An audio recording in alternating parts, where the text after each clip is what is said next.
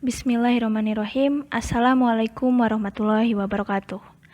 Alhamdulillahillazi an'amana binikmatil iman wal islam wa nusolli wa nusalimu ala khairil anam Muhammadin wa ala alihi wa sahbihi azmain amma ba'du. Selamat datang kembali di e-learning pelajaran bahasa Indonesia. Apa kabar anak-anak sekalian untuk minggu keempat pertemuan kita? Harapan Ustazah tetap sama, semoga kita tetap berada pada lindungan Allah. Jangan lupa tetap menggunakan masker ketika keluar rumah dan sering mencuci tangan ya.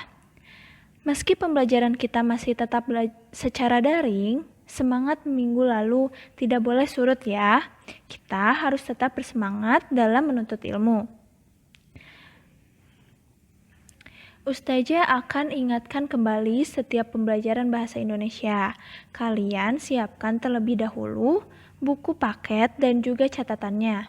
Catat hal-hal yang sekiranya tidak kalian pahami dalam video pembelajaran. Dan setelah menonton video tersebut, kalian dapat langsung tanyakan kepada Ustazah. Dan jangan lupa untuk konfirmasi kehadiran di komentar e-learning materi pembelajaran agar kehadiran kalian dapat Ustazah catat sehingga Ustazah tahu bahwa kalian hadir di kelas kita hari ini. Insya Allah, pembelajaran hari ini kita akan masuk ke bab 2. Ada yang sudah tahu belum pelajaran hari ini kita akan mempelajari tentang teks apa? Sebelum mulai pembelajaran hari ini, Ustazah harap kalian sudah membaca buku paket bahasa Indonesia sebelumnya ya.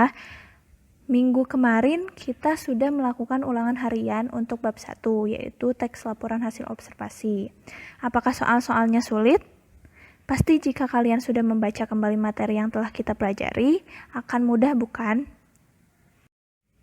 Nah, sebelum masuk ke pembahasan materi, kita akan mengetahui terlebih dahulu kompetensi dasar untuk pembelajaran hari ini. Yang pertama yaitu mengidentifikasi informasi yang mencakup orientasi, rangkaian kejadian yang saling berkaitan, komplikasi dan resolusi dalam cerita sejarah, lisan atau tulis. Dan yang kedua adalah mengonstruksi nilai-nilai dari informasi cerita sejarah dalam sebuah teks eksplanasi. Selain kompetensi dasar, kita juga perlu tahu tujuan pembelajaran hari ini. Pembelajaran teks sejarah ini bertujuan agar kita mampu mengidentifikasi informasi dalam cerita sejarah secara lisan atau tertulis, dan juga mampu untuk mengonstruksi nilai-nilai dari informasi cerita sejarah dalam sebuah teks eksplanasi. Ada yang pernah dengar bahwa katanya pengalaman adalah guru terbaik. Ungkapan seperti itu sering kita dengar pastinya. Pengalaman atau kejadian tentang masa lalu itulah yang sering pula disebut sebagai sejarah.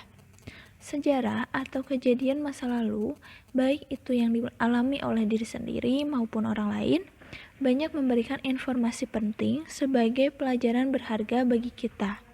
Nah, mari kita telusuri sejarah melalui pembelajaran kali ini.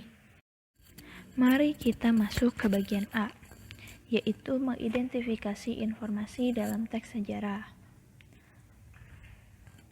Apa itu teks sejarah?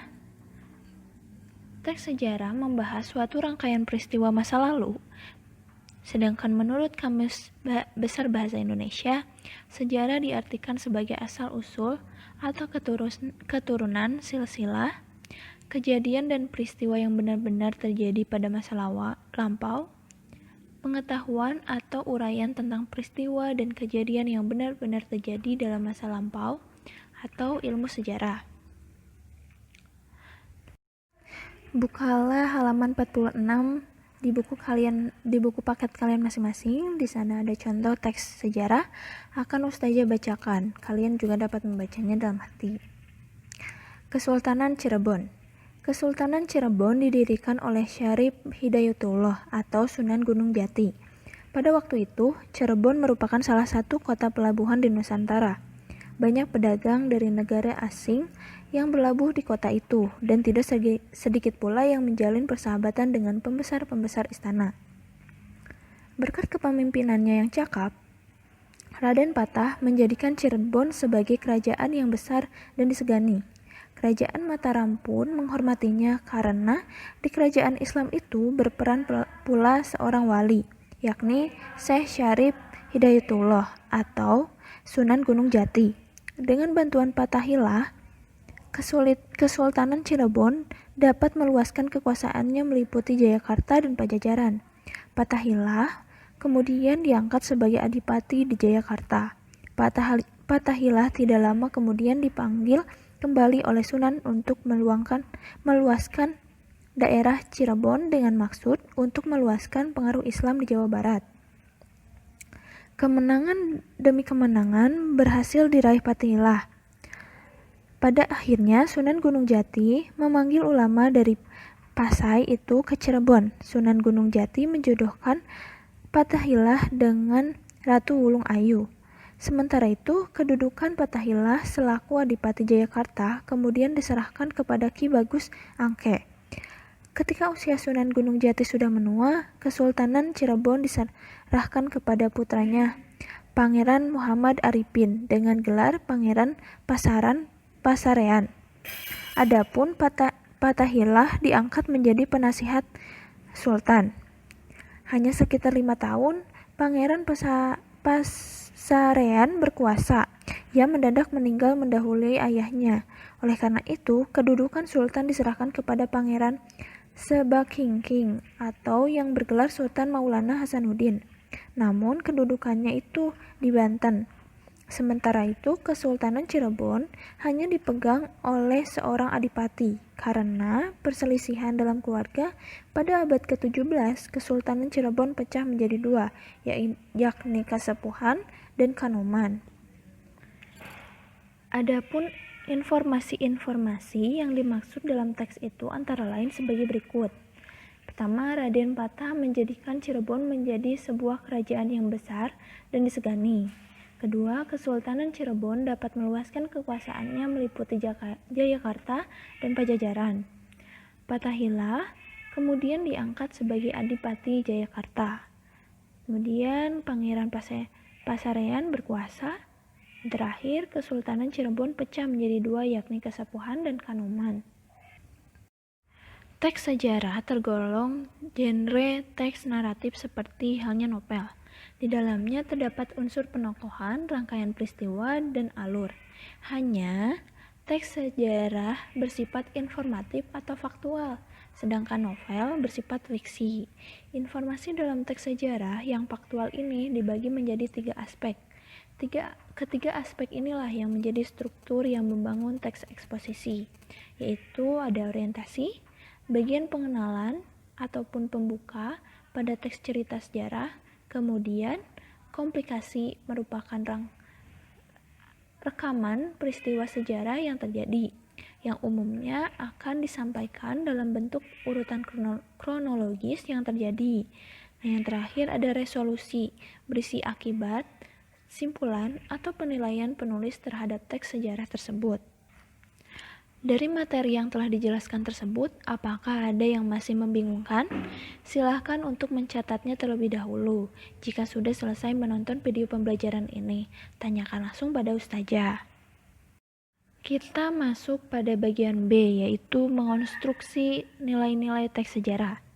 Dengan mencermati informasi, kita mendapatkan gambaran rangkaian peristiwa masa lalu yang terjadi pada suatu waktu dan tempat.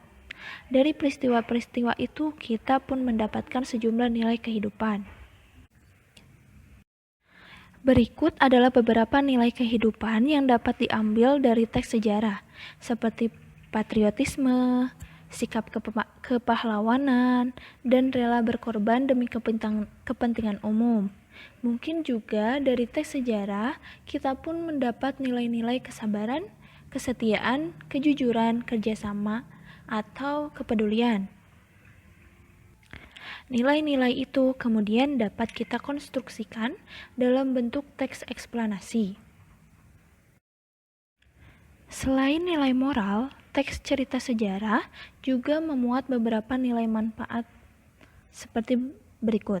Pertama, kita dapat belajar tentang kesuksesan dan kegagalan masa lalu. Sejarah adalah peristiwa masa lalu yang di dalamnya terdapat sejumlah rangkaian kisah tentang kehidupan seseorang, kelompok, masyarakat, ataupun bangsa, baik itu yang menyedihkan maupun yang menyenangkan. Di dalamnya terdapat kisah yang membanggakan ataupun kegagalan demi kegagalan yang dialami. Atas peristiwa tersebut, baik yang positif maupun negatif, kita memperoleh banyak pelajaran sebagai bahan evaluasi diri. Kemudian yang kedua, dapat memperteguh sikap kebangsaan. Dengan membaca teks sejarah akan menumbuhkan persamaan sikap atau satu nasib, satu semangat dengan warga lainnya, termasuk terhadap tanah air ini. Dari sejarah itu pula kita menjadi tahu bahwa lebih banyak kesamaannya di antara warga daripada perbedaannya.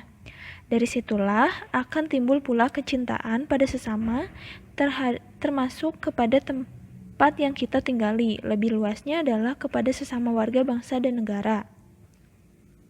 Selanjutnya yang ketiga akan memperjelas identitas dan kepribadian bangsa. Dari sejumlah teks sejarah nasional, kita menjadi banyak tahu tentang latar belakang masa lalu. Pada kenyataannya, kita adalah bangsa yang besar, bangsa yang tidak mudah menyerah, gigih di dalam melawan semua bentuk penjajahan dan tekanan bangsa asing. Dari situlah akan tumbuh dan terbentuk kepribadian sebagai bangsa yang tangguh dan percaya diri. Tidaklah layak pula apabila kita sebagai generasi penerusnya begitu mudah menyerah dalam menghadapi setiap masalah. Kita adalah bangsa yang besar, yang berkepribadian kuat dan tidak mudah menyerah dan kalah. Selanjutnya yang terakhir, teks sejarah dapat menjadi sumber inspirasi. Teks sejarah merupakan rekaman ide, karya, dan sejumlah aktivitas manusia pada masa silam. Dalam sejarah, terekam keinginan manusia dalam memperjuangkan hidupnya untuk bisa lebih baik.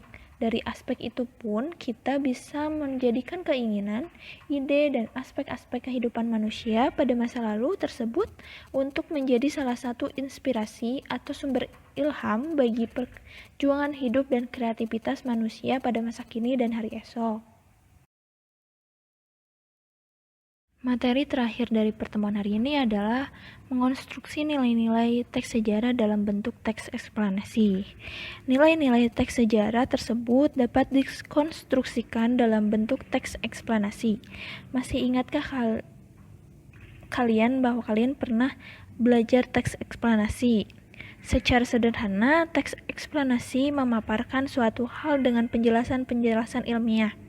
Nah, nilai-nilai dalam teks cerita sejarah tersebut dapat dipaparkan dengan teks eksplanasi ini.